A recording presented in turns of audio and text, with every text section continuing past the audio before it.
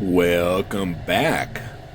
Is it possible that the Navy's experimental explosions caused enough of an earthquake to make the building in Miami collapse?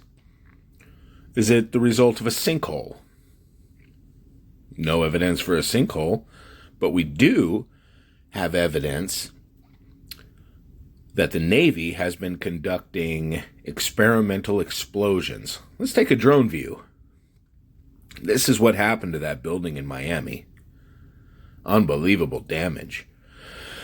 I don't see any sinkhole, but Florida is built on sand. So if you throw a 40,000-pound bomb in the ocean, it's going to make some things move around a little bit. And it doesn't take a whole lot to bring down a structure. Just a little bit of wiggle, and it'll just start breaking apart. Okay, these things are just big Jenga towers. I think it said a bunch of people were still missing.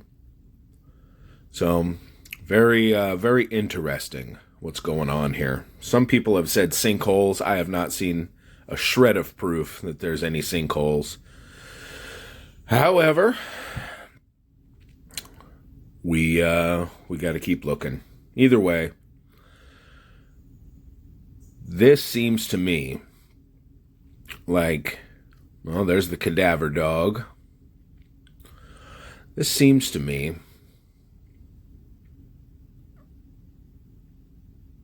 like the experimental explosion. There's a picture of the explosion. 40,000 pounds.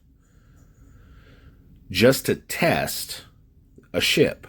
So what happens if the test went bad? We just lose a multi-billion-dollar ship? That's pretty interesting. You'd think we would have something else. I guess not. All right. Well, let's look at the article here from CNN. It says an experimental explosion triggered by the Navy about 100 miles off the Florida coast registered as a 3.9 earthquake Friday. The blast is known as a shock trial. It says this marks the first time the Navy has conducted shock trials since it tested the USS Theodore in 1987. Okay.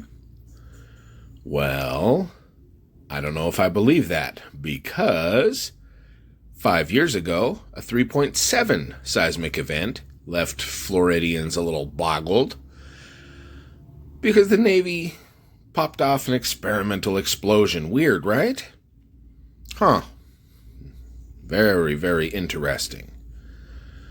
So, obviously they have been conducting trials like this since 1987, and that was either a lie or misinformation. Here's a couple of shots from the test.